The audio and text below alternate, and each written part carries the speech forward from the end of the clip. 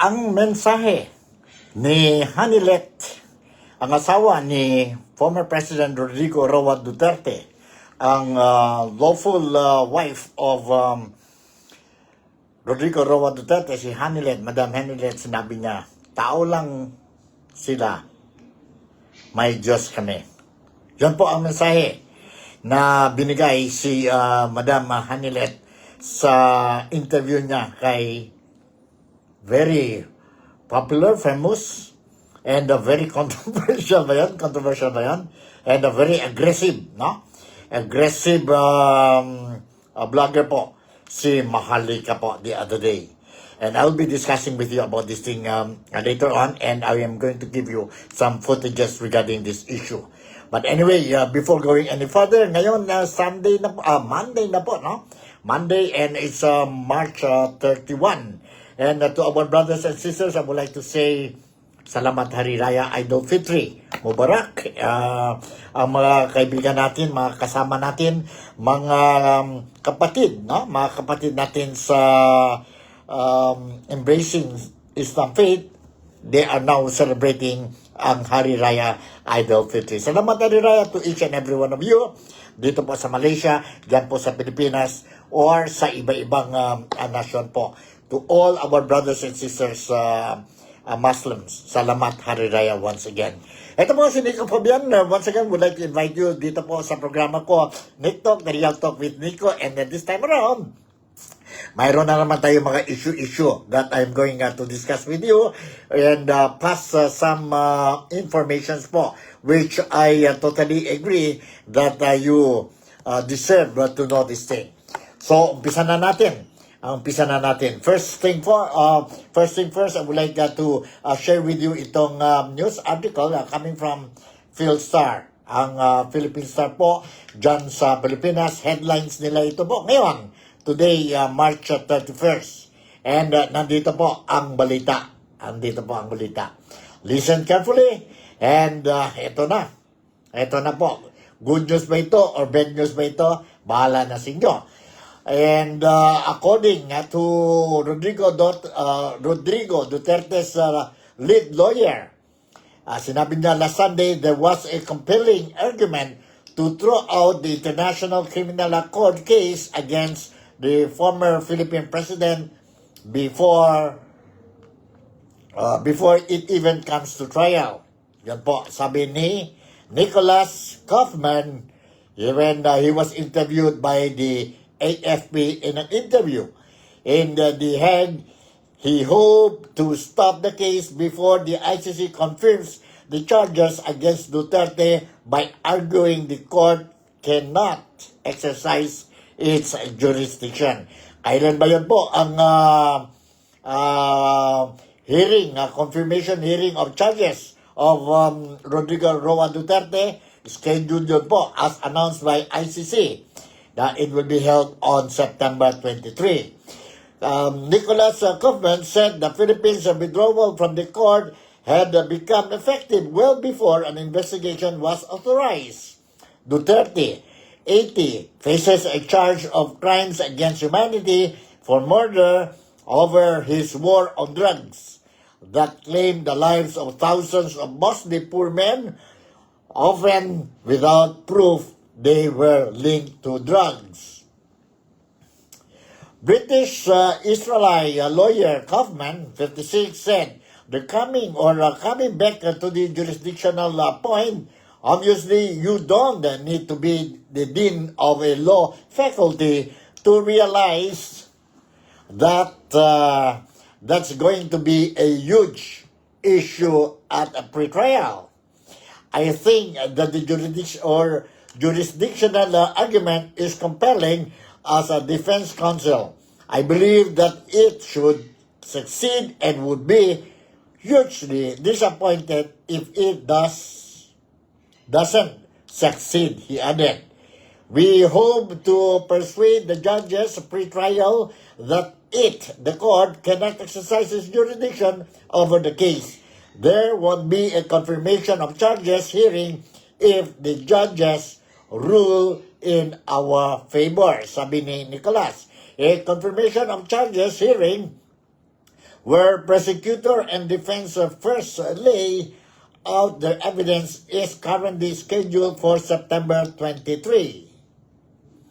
The issue of jurisdiction is a key to this case as the Philippines withdrew from the ICC in 2019. However, when the court issued its arrest warrant for Duterte, it noted that the alleged crimes took place while the country was still an ICC member.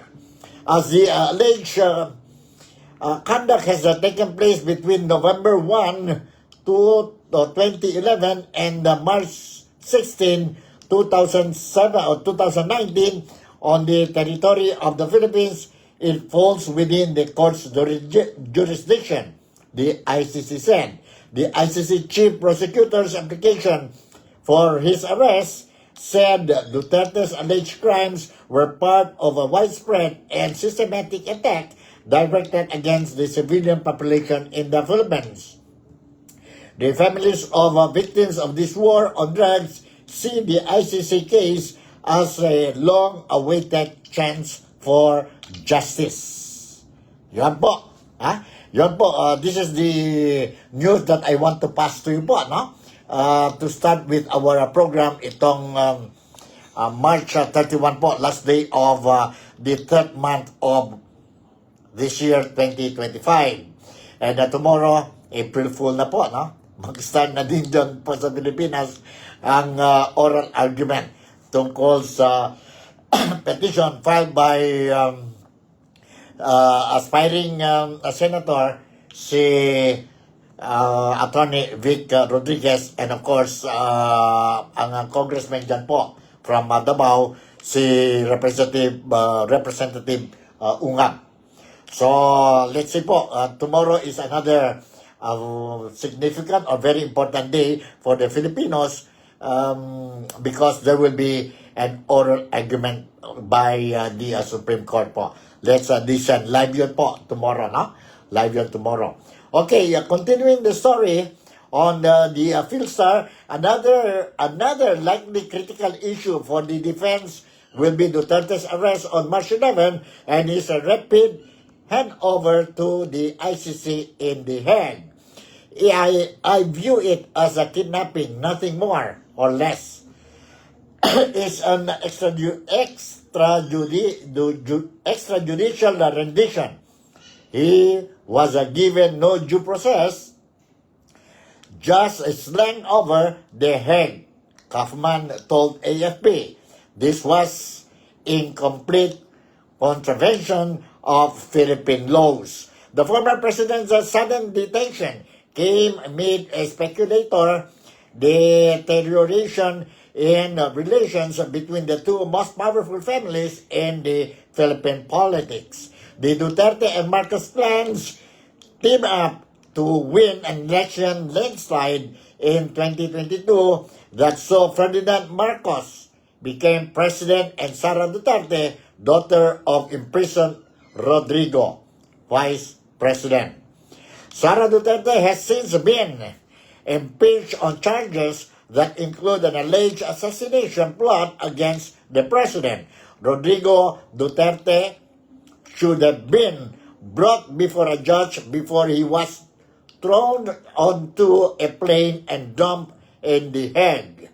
That didn't happen. As I have said already, this is a political hit job, sabi ni Kaufman. Alright? So yan po ang importante notisya, good news yan po para sa mga supporters ni Digong, ni former President Rodrigo Roa Duterte. I'll be touching also later on po, no? Before I will conclude this program, I'll be giving you the names of the local candidates dyan po sa probinsya ng Sibugay. Because yesterday, I gave you the candidates dyan po. Yesterday and the other day, I gave you the, sabihin natin po, ang mga kandidato dyan sa Zamboanga. As I promised, na tuloy-tuloy natin po ang local candidates po who will be participating in the midterm election come May 12. Shoutout muna tayo kay Chris Malin Mohammed Fabian, who is also watching our or my program Nick Talk, The Real Talk with Nico ngayon po. Salamat Hari Raya to Chris Malin and of course to her husband, si Jeff and mga anak nila po. And all ang mga relatives ni Chris Malin, mga relatives natin po o namin po dyan sa Bonggao, Tawi-Tawi. Salamat Hari Raya sa inyong lahat. And of course, salamat Hari Raya din to the provincial government, spearheaded by Governor Sally, dyan po sa Tawi-Tawi. Salamat Hari Raya sa inyong lahat. And of course, dyan po sa Sambasulta, sa Sambuanga, Basilan, Sulu, and Tawi-Tawi, sa iba-iba pang lugar, dyan po sa Mindanao. Okay, now I would like to share with you isang footage po wherein si Maharlika, itong vlogger po, si Maharlika, very aggressive and nagiging controversial ito po in the eyes of the Marcoses, no? Kasi ano ito, supporter ni Duterte. Before, she was a supporter of the Marcos, and ngayon, nandito na po siya sa grupo ni Duterte po. Nabudol daw siya po during when she was supporting ang team ni Bongbong Marcos, and she realized na she was cheated po, no? Nabudol daw siya. So ngayon, ano talaga siya, sabihin natin, very vocal siya po when it comes to the issue of, sabihin natin, Marcoses. And the other day, just recently, she managed to interview ang lawful wife ni Tatay Digong, si Madam Hanilet po, and nandito po ang interview. I would like to share with you po. Magandang mga mensahe ni Madam Hanilet or Hanilet, and I think it's only but proper for me to share sa inyo po ang interview ni Maharlika or Madam Claire to Hanilet, Madam Hanilet. Nandito po. Let's listen to this. Hold on, ha? Let's listen to this, and nandito po. Ilang araw sa lahat ng aking mga kababayan. Ayan, talaga namang ngayon, kita nyo kasama natin si Mama Hanilet, kung saan nandito po kami sa The Hague pa rin. At napagbigyan tayo ng pagkakataon na makasama siya ngayong araw na ito. Kaya ma'am, thank you so much. At kumusta po yung inyong pag-visit? Ilang days na po kayo dito? 25 yata kami. 25 yata kami. 25. Oo. Kumusta naman po kayo nung nakita? Nag-visit nyo na si PRD, di ba? With Kitty? At pagdating niya doon sa ano namin, nagyakapan kami tatlo, tapos sabay-sabay kami ni Kitty kumanta ng happy birthday sa kanya. Oh, wow. Dito si Kitty sa kabila. Sige, dito ako sa kabila. Kasi kami kanta ng happy birthday. Yun. Hindi po umiyak si PRD. Ay, hindi. Kayo po. Kasi sabi ni Tay, wag daw kayo umiyak. Ako pa, medyo ano ba ako. Ano po yung sinabi ni former President PRD sa inyo? Sabi niya, yung kagaya ng sinabi niya kay BP, sabi niya, there will be a day, there will always be a day of reckoning. Yeah. Tsaka sabi nga niya, kinote niya nga sa Psalms 91 verse 8. Yeah. I will let you see with your own eyes the destruction and the punishment of the wicked. Yeah. Ang ganda ng promise ng Panginoon. So very positive po si PRRD. Ano yung parang pinaka-importanting mensahe niya sa inyo nung time na nag-visit kayo sa kanya? Nung kinwentuhan ko kasi siya kung ano nangyayari sa labas, sabi ko, ikaw na ayaw mong ipaalam, ayaw mong magpa-istorbo tuwing birthday mo, natutulog ka na. Ngayon buong mundo ang nagse-celebrate ng birthday. Yeah, birthday niya. So, tuwang-tuwa naman siya. So, masaya siya. Nagbanggit pa siya na, like personal messages sa Pilipino, mga kababayan natin. Sabi niya, salamat sa suporta at sa pagmamahal. As usual, sabi niya, mahal niya ang lahat ng ang mga Pilipino sa buong mundo, sa Pilipinas at sa labas ng bansa, sa saan mang parte ng bansa. Mahal niyo. Yun naman talaga eh. Imbis na ng presidente siya, mas minahal pa nga niya. Yeah, at ang Pilipinas. Yeah. So, ako po talagang nag-travel din ako para ma-witness talaga namin yung, yun nga, yung pang-aapi sa family ninyo.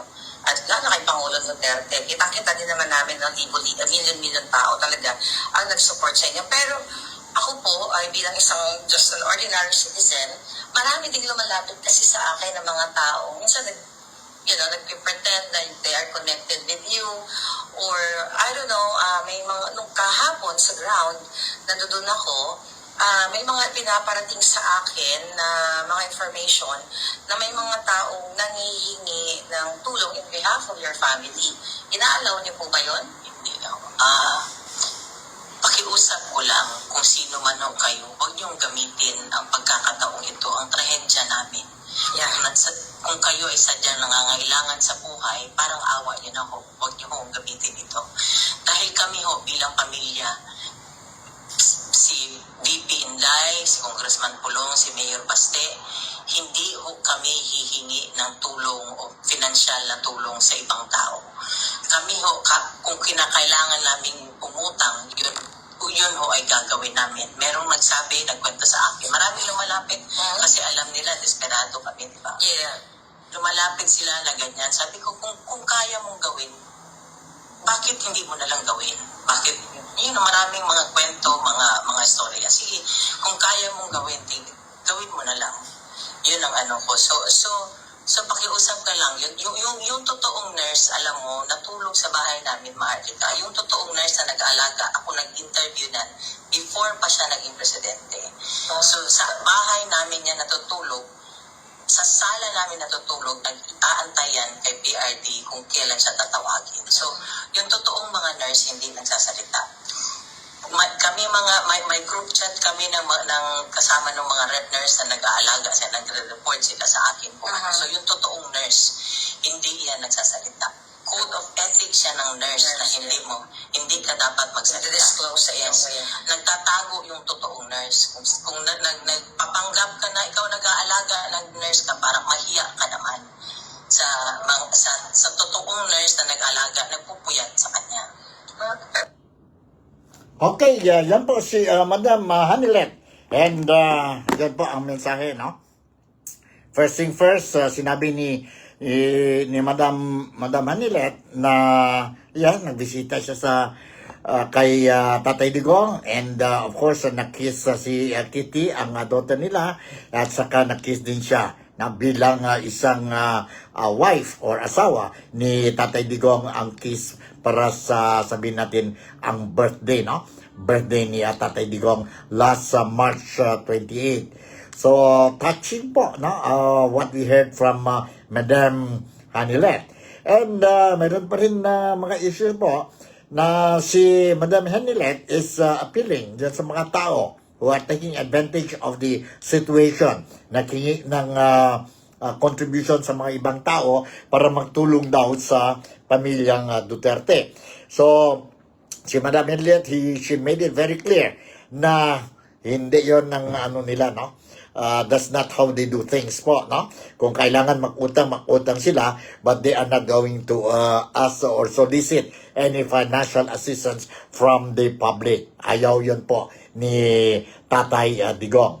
So those who are concerned, or those who are involved in this kind of I don't know kung confirm na ba ito, no? But anyway, si Madam Hanilet is just reminding them and urging them and appealing to them, those concerned, na stop doing it po, no? Don't take advantage of the predicament of other people by asking some financial funds using their name. Pangit yun po. Pangit yun po. So, yun po ang mensahe ni Madam Hanilet. Shoutout muna tayo kay Melvin Albiar, who is also watching ang Nick Talk, the Real Talk with Nico on a Monday. Monday tayo po, March 31st, and Hari Raya Idul Fitri to all of you. sabi pa ni Melvin, buenas tardes, Sir Nico. Buenas tardes también contigo, Melvin Alviar. Dito tayo po sa Kuala Lumpur. Melvin, nandito tayo sa Kuala Lumpur. Okay, I'll give you another footage po, no? Another footage, parehas pa rin yun. Yun, interview ni Maharlika kay Madam Hanilet. Madam Hanilet. Nandito po. Let's listen to this. Para lang mapaano ko sa inyo na ang pamilya namin hindi ko manghihingi o magsusolicit sa inyo ng kahit na anong financial na tulong. Kami nga ni Bibi Inday nagtutulakan. Nung nasa Davao pa ako, sinabihan ko na si Inday. Sabi ko, bigyan mo ako ng magpadala ako. Paano ko ipadala? Hanggang ngayon, hindi niya ako sinasagot. So, ganun kami. So, yung mga makapalang mukha dyan, parang awa nyo na. Parang awa nyo na. Parang awa nyo na. Yeah. So, for the record, mga kababayan, wala pong nurse si Pangulong Duterte dito sa dahil except yung nando doon sa ICC kung sino man yung assigned ng institution. Tama po ba? Hindi ko talaga alam. Malabo ang nung loob sa loob. Hindi ko alam. Marami akong hindi alam. Pati sinasabi lang nila ganito. Basta ako, sinabi ko lahat. Anong sitwasyon niya. Sinabi ko lahat kasi medical, medical history niya. Yes. Kung ang niya. Yun lang ang kaya kong sabihin. Pero yung sila ang magbigay, yun ang mahirap kasi sila hindi nagbibigay ng kung ano ang information. Yun ang Pero yung medical history ni PRRD na i-forward na sa kanila lahat, tama ba sa ICC? Inaasikaso ng mga lawyers yata. Inaasikaso kasi kailangan, sino bang 80 years old ang hindi na Nangailangan ng healthcare, ng kalinga, medical attention, whatever, di ba? 80 years old din. Sino bang hindi nangailangan yan? Alam niyo, natuwa ako kasi I was there, no, na nagsasalta si Inday sa Taong Bayan, na nagkakasundo kayo dahil sa schedule kung paano mag-take turns kayo sa pagbisita kay PRRD. Kami na mga sumusuporta kay PRRD sa family ninyo, ay talagang natutuwa kami na sa ganitong klaseng sitwasyon ni PRRD, nagkakaisa po kayong mga magkakamag-anak. So yan na lang yung tinitignan namin. Doon din kami humuhugot ng lakas bilang mga supporters ninyo. At ako naman nasadal for the first time na narinig ko sa inyo na mayroon palang nagpapanggap na mga nurses or whatever kay PRRD. So sana wag naman gawin yon. And alam ba ni PRRD po yun, yung mga ganong issue? Hindi niya na alam yun. Hindi ko na natin sabihin. Hindi ko na, hindi ko na sinabi sa kanya anong situation after na umalis siya. Kasi talagang harassment. Yeah. Ako, doble ang trauma ko nung sa Manila, sa Davao. Doble talaga ang trauma ko. So, my daughter was not in Davao at the time. Yeah. After that. So, grabe, doble talaga trauma ko. Yeah. Alright, narinig na po, no? Ang how si Madam Hanilet is feeling when she visited ang husband niya, si Tatay Digong, and itong mga problema, mga issue ng mga nurses, ang issue ng some people taking advantage ang situation ni Tatay Digong by soliciting financial assistance from the public. Kaya nga, sabi ni Madam Hanilet, stop it, and hindi yan ang ugali ng mga Duterte po, no? Hindi ang ugali ng mga Duterte na maghingi ng financial assistance. Kayang-kaya sila, maski paano, if they need to mag-utang na lang po, no? They are going to do that instead of soliciting financial assistance from the public. Mayroon talaga yan mga tao ganyan. They will take advantage at the expense of Tatay Digong. Yun ba ang sinasabi ninyo na you love Tatay Digong? Thank you very much kay Tatay Digong for keeping us safe during his presidency period for 6 years. And then now you are taking advantage of the situation and asking money sa publiko and for your own selfish motive. Sana maginto na kayo po, no? Please stop this thing. And that's not how we help Tatay Digong. that's not how we show gratitude to Tatay Digong. So I hope it will stop na. It will stop. Alright, tuloy pa rin ang footage natin po tungkol kay Madam Hanilet and also kay Maharlika, and this time around nakingi si Madam Hanilet ang mga prayers natin po, no? Prayers ang kailangan nila po ngayon now that they are facing difficult situation po regarding ang sitwasyon ni Tatay Digong dyan po sa ICC or The Hague. Alright, nandito po. Let's listen to this. Nakausap na akong isa, kasi ako mahilig ka prangka ako eh. I can tell po. Prangka, sabi ko, pinandilatan ko nga ng mata eh. Kung meron kayong magagawa, bakit hindi nga lang gawain? Diba? Sige, kung meron kayong magagawa, sabi ko nga, sa abot ng aking makakaya, sige. Kasi lahat naman kailangan may kabayaran, di ba? Yes. Sabi ko, sa abot na aking makakaya, kailangan ko umutang, di ba? Yeah. So, yun ang ano ko, na sana huwag silang tumigil, dasal at suporta, huwag yung tigilan, kasi nakita niyo naman ang ginawa niya para sa Pilipinas at para sa Pilipino. Yeah. Kung sa Binisaya pa kasi mas mabigat, hangyo ko, nakikiusap ako, para niyo na umawa. Tulungan niyo po kami sa dasal, sa lahat po, kung ano pong pwede nating gawin na maibalik ko siya sa amin. Wala na ho siyang gusto nga sa buhay.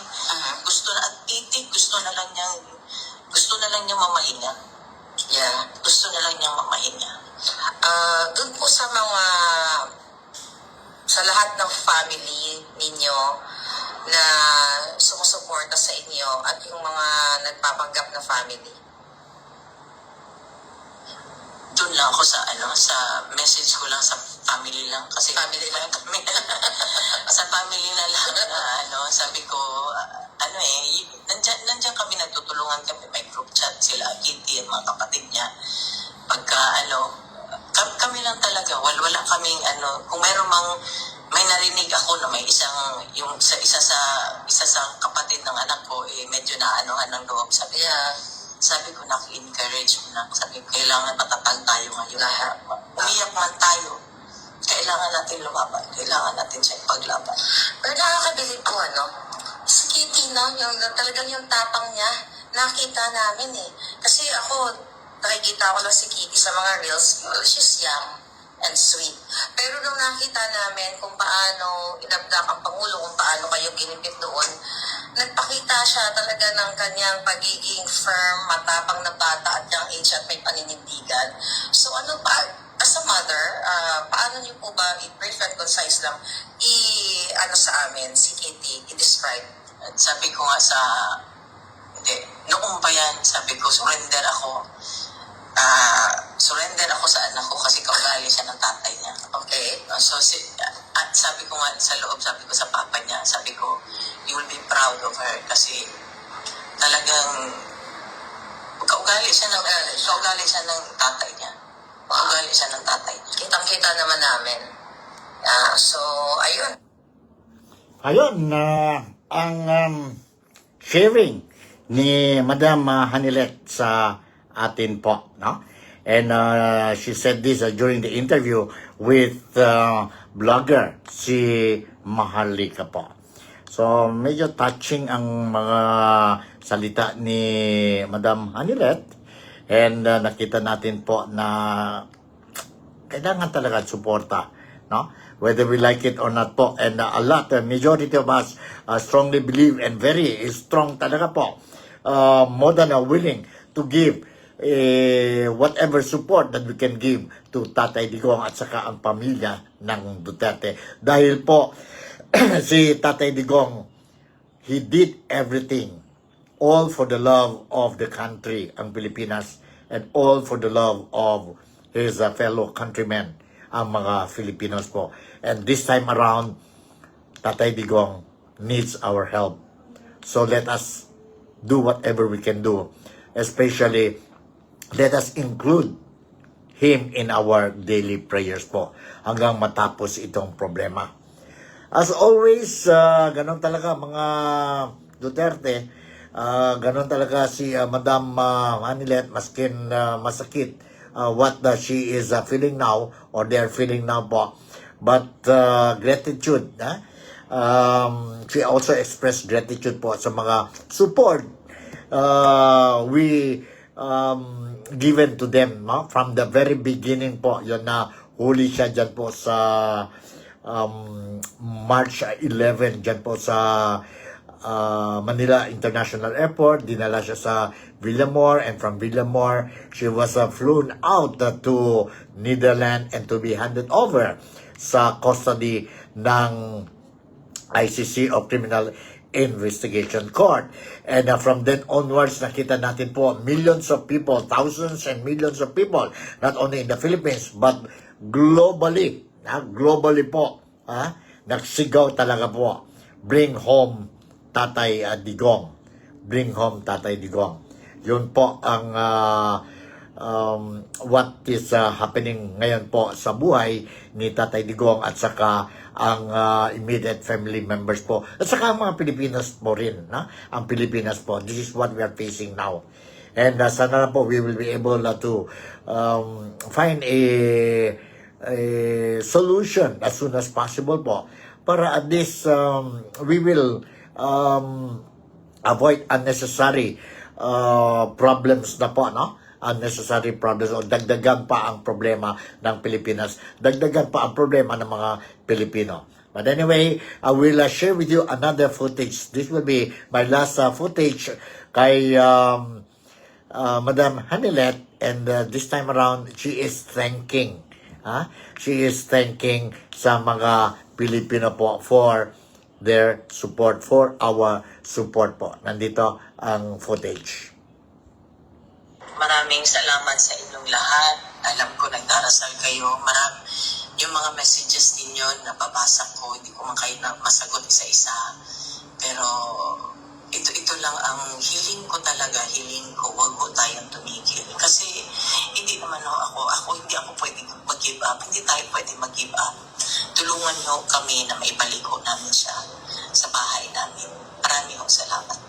Ay, haba-haba na lang po. So, wala pa po kayong plano kung kailan kayo babalik o magsistay kayo dito habang nandito si PRD? Pinag-usapan pa lang. Ayun.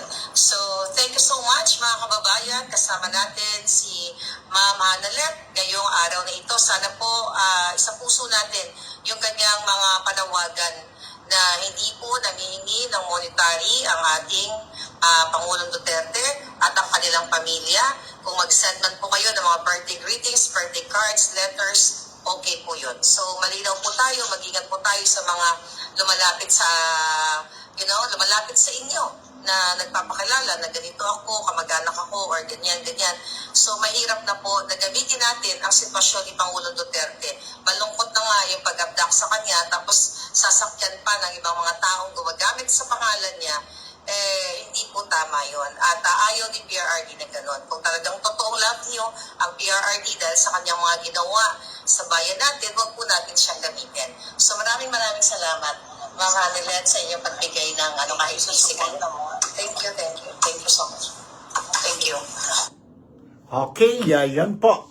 Yan po ang interview ni Mahadika kay Madam Hanilet po. Diyan po sa Netherlands the other day po, after she visited si Tatay Digong, ang husband niya po, emotional and straight to the point din na si Madam Hanilet, and she is appealing. One is continue praying for the safety and welfare and for the return of Tatay Digong sa Pilipinas, and the other thing she's appealing na stop this nonsense po. There are some people accordingly taking advantage of the situation of Tatay Digong by soliciting financial assistance from the public.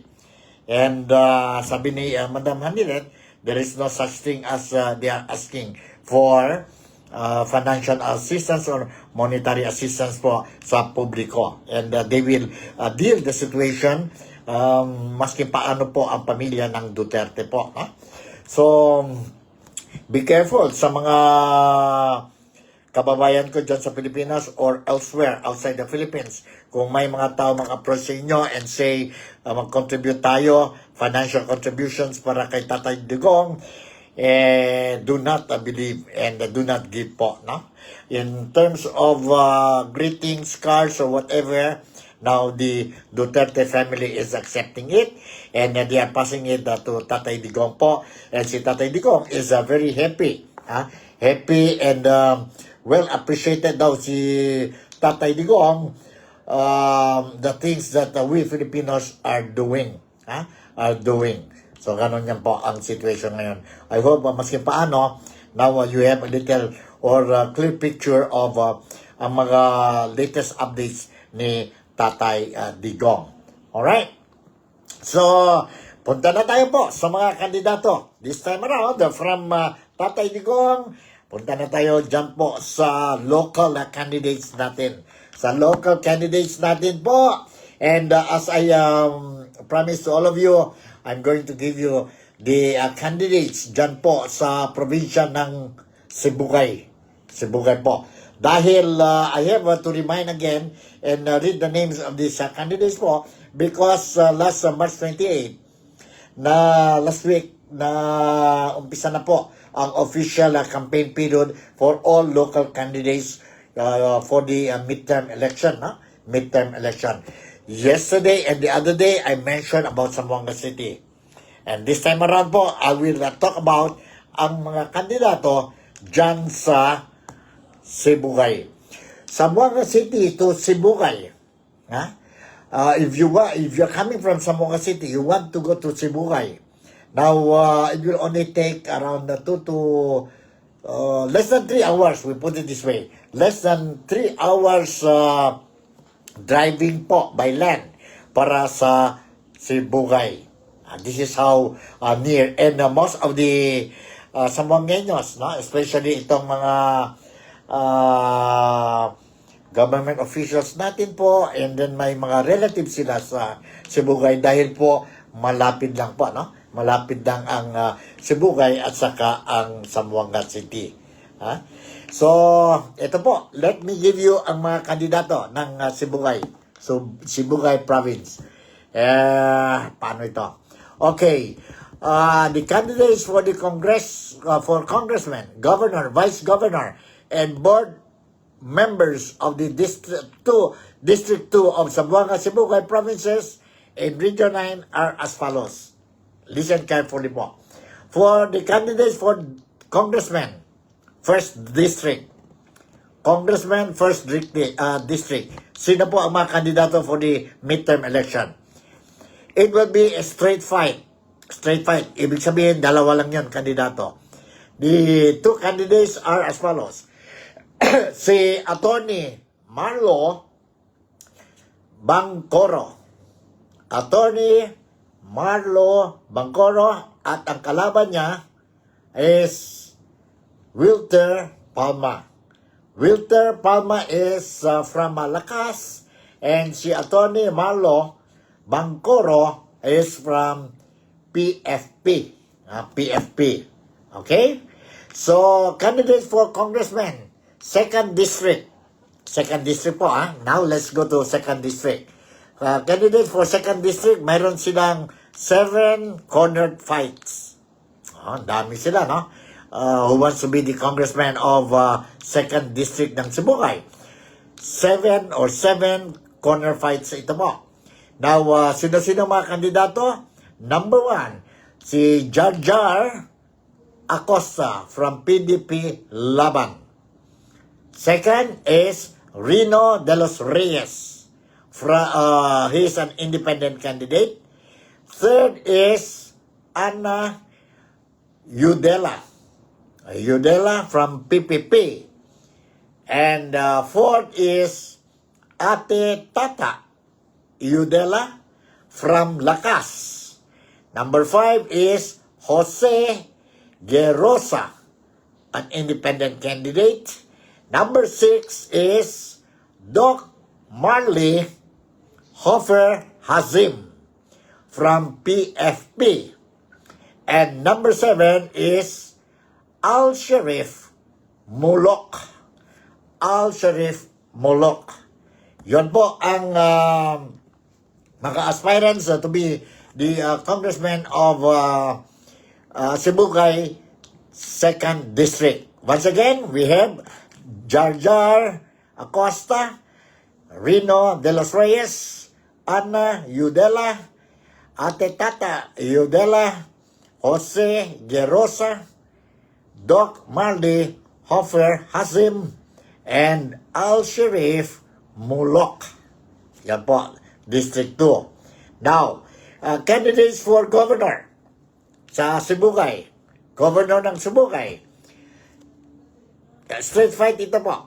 This is a straight fight between Ann Hofer o PFP and kandidato ng lakas si Yvonne Palma. Yvonne Palma. So, for governor ng Sibugay, dalawa po, si Ann Hofer and Yvonne Palma. Aha. Straight fight yun. Straight fight. Alright. Candidate for vice governor. Let's listen, ha? For vice governor dyan sa Sibugay. For vice governor, mayroon silang 3-corner fight. Now, sino-sino yon ang mga kandidato for vice governor? We have, number 1, si Kuya Ren de los Reyes. Kuya Ren de los Reyes, independent candidate. Independent candidate ito. Number 2, si Chanti Olegario. Chanti Olegario from Lakas. From Lakas. And the last, number 3, is Rick Olegario from NP. From NP. So, tatlo yun po for Vice Governor. Kuya Ren de los Reyes, independent. Chanti Olegario, Lakas. And Rick Olegario of NP. So, if I'm not mistaken, pariente pa yata natin ito Olegario, no? Olegario. So, itong Chanti at saka si Rick, I think they are very close relatives po. Very close relatives. So, for Vice Governor yon. Okay, now let's go. Sibugay candidates for board members for District 1. For District 1. Alright. To start with, District 1, si Gary Buendia from or of Lakas. Mercy Conturno, Lakas.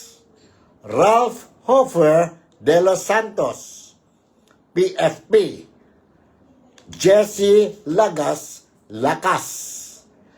Roger Lu, PFP. Jinky Mendoza, PFP. Katrina Ann Palma, Lakas. Love Silva, Lakas. Boyet Kabilao, Yambao, NP, and Jongjong Yanga, PFP.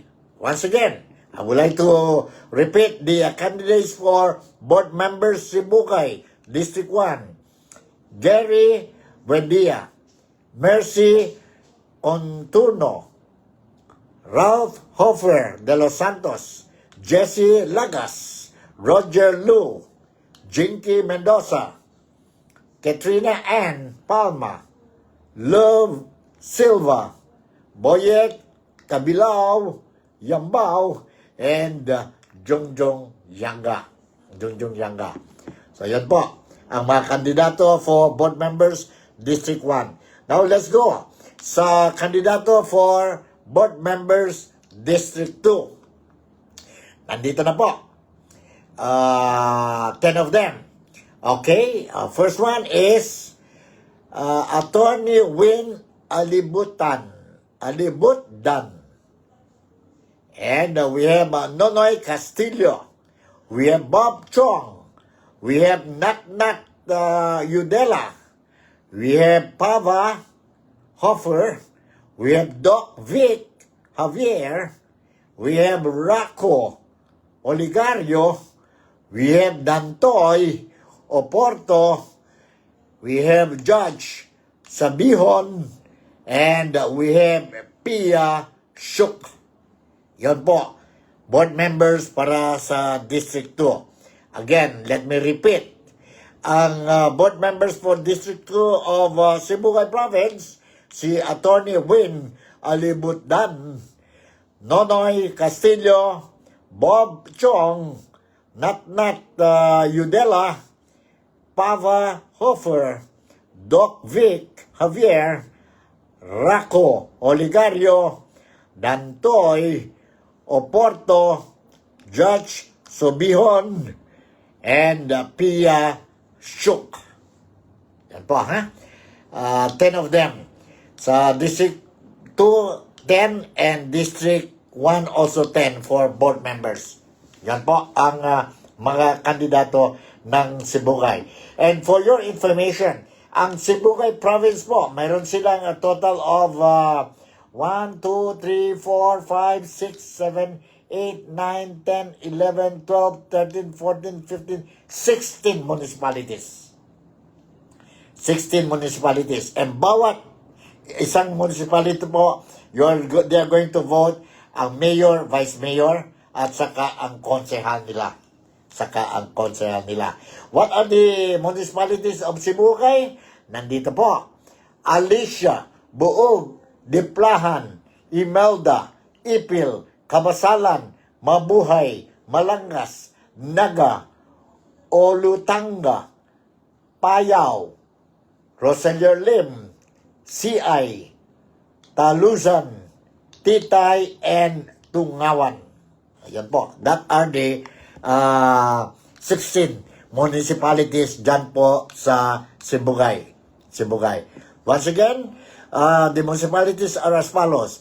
Alicia, Buog, Diplahan, Imelda, Ipil, Kabasalan, Mabuhay, Malangas, Naga, Alutanga, Payaw, Roselier Lim, CI, Talusan, Titay, and Tungawan. Ayan po. Ayan po. Yan po ang kandidato po dyan sa Sibugay. Yesterday, I mentioned ang Zamboanga City. So today, ang Sibugay po. Ang Sibugay.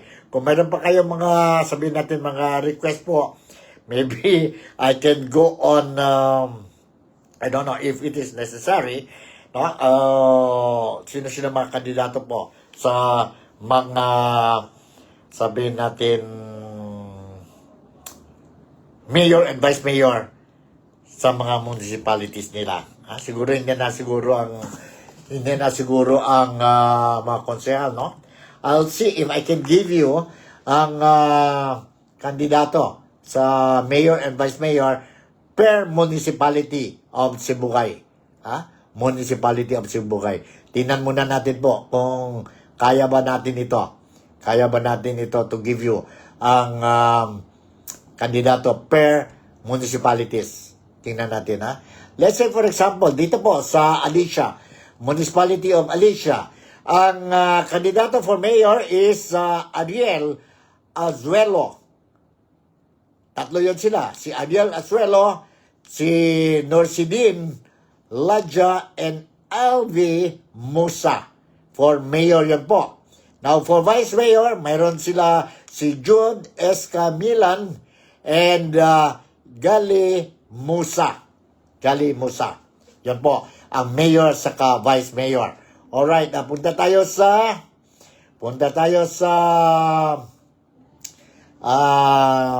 Buog. Sino ang vice mayor, mayor saka vice mayor nila? Ang mga kandidato. Okay, sa Buog for mayor, mayroon tayo si Nonoy Cordenillo. And ang kalaban niya is Dionisia Lagas. For mayor yan po. For vice mayor, tatlo sila. Si Alfonso Bicada, si Jonam Male Lagas, si Johan Ratilla Lagas. Sandali, For vice mayor, si Alfonso Bicada. And number 2 is Jonam Lagas. And number 3 is Angelito Pidor. Alright? Yun po sa buog. Alright. Punta tayo sa next municipality, Diplahan. Sa Diplahan po, ang mayor nila, mga kandidato para sa mayor ay si Eric Palma. And ang kalaban niya is Lloyd Bangcoro Valencia. Eric Palma and Lloyd Bangcoro Valencia. Yun po, sa Diplahan niyo po. Okay? Let's go sa next is from Diplahan, punta tayo sa Imelda. Sino ang mayor sa vice mayor? Mga kandidato sa Imelda? Okay, nandito. For mayor, straight fight din between Arnoldo Famor and Rosalyn Silva for mayor. For vice mayor, mayroon tayo si Bruno Doring and ang kalaban niya si Federico Gonzalez. Alright? Sana tayo. Imelda, okay. Let's go sa Ipil. Ang kandidato for mayor and vice mayor sa Ipil, Municipality of Ipil. Tatlo yun po sa Ipil. 3-corner fight. One is Attorney Richard Chu. And then, ang mga kalaban niya is Rambo Oligario and Engineer Glenn Tubilan. For mayor yun po sa Ipil. Alright, for vice mayor, tatlong kandidato din. Ang first candidate is Edna Alibutdan. And second is Inday Emmy Oligario. And third is Toto Olog. Vice Mayor yan po. Alright? Now, punta tayo ngayon sa from Ipil, let's go to Kabasalan. Kandidato for mayor sa Kabasalan, it will be a 6-corner fight. And nandito po mga kandidato, Katrina Valladares, Kep Sheila Buazon, Cherry Ann Kainlet, Lovely Grace Kainlet, and Michael Kainet. 6 yun po for mayor. Alright? For vice mayor, mayroon tayo Gani Valladares, Eddie Dita, and Dondon Morales. Yan po. Okay? Yan po. Next municipality, Mabuhay.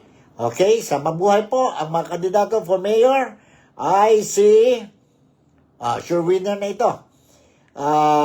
Sa Mabuhay, candidate sure winner si Indailo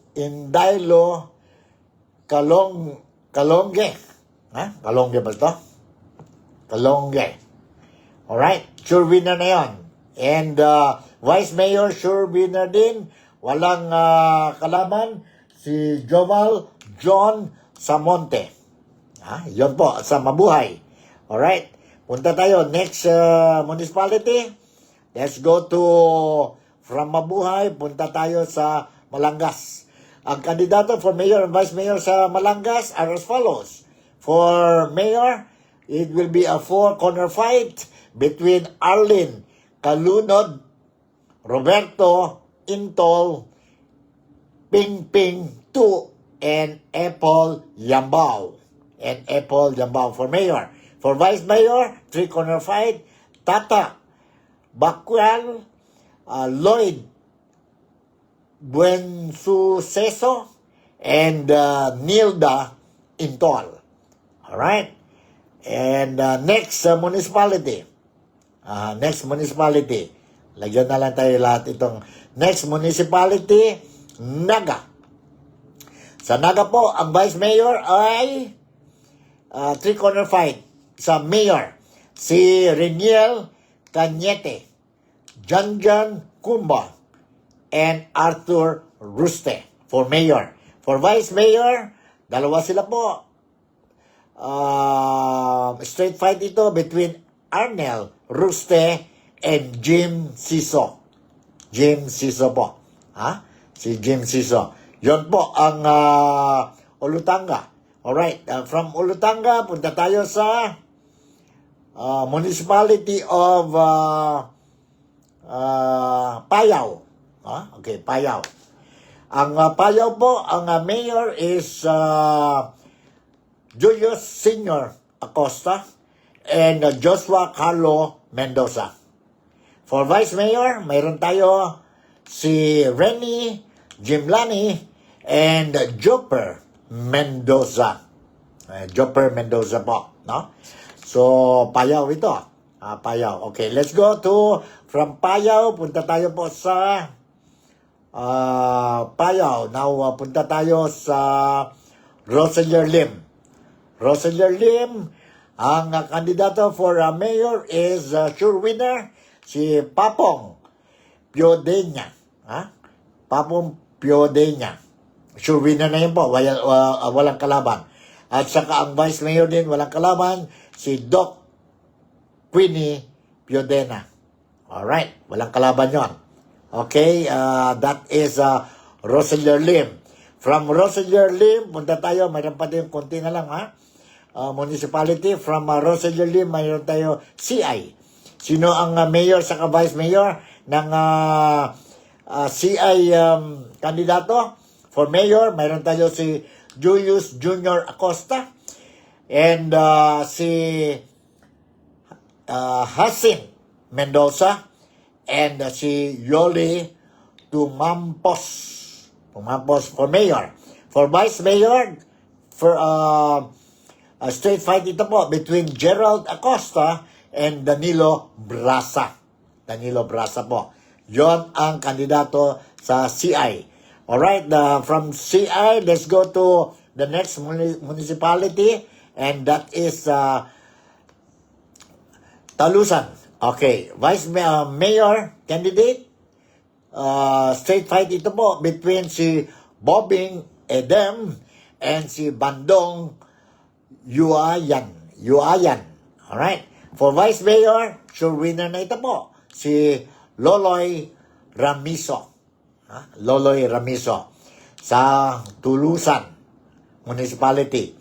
Now, next is sana tayo Next is Tulusan. Punta tayo sa Titay. Okay, ang kandidato for mayor sa Titay ay si Don Rio Martinez and si Manangrose Talanta. For mayor yan po. For vice mayor, straight fight din si George Casillo and si Bobong Talanya. Okay? Now, final municipality.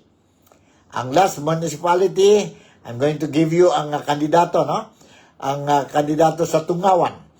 Kandidato sa Tungawan ay for mayor, si Lito Aninyon and si Lalay Climaco. For vice mayor, mayroon tayong three-corner fight, si Carl Nan Climaco, Karen Garcia, Nesias Verside for vice mayor. Yan po sa Tungawan. So yan po ang mga kandidato sa probinsya ng Sibugay. Ang governor, congressman, vice mayor, vice governor, mayors, and vice mayors po. So, na-cover tayo po ang kandidato sa Sibugay, and next program natin po, I think we will also be touching sa Basilan and other places po. So, in the meantime, dito na lang tayo, and make sure na tune in lang kayo po dito sa programa natin po because I'm going to give you ang mga local candidates na po and ano pa mga actividades nila po during the campaign sorties nila which started March 28 and will culminate on May 10 po. Listen to what the mga candidates are saying during forums, during campaign sorties, and during debates, no? And so that you will be able to make a good decision, a wise decision po before making the final check po sa mga pangalan nila sa balota. Alright?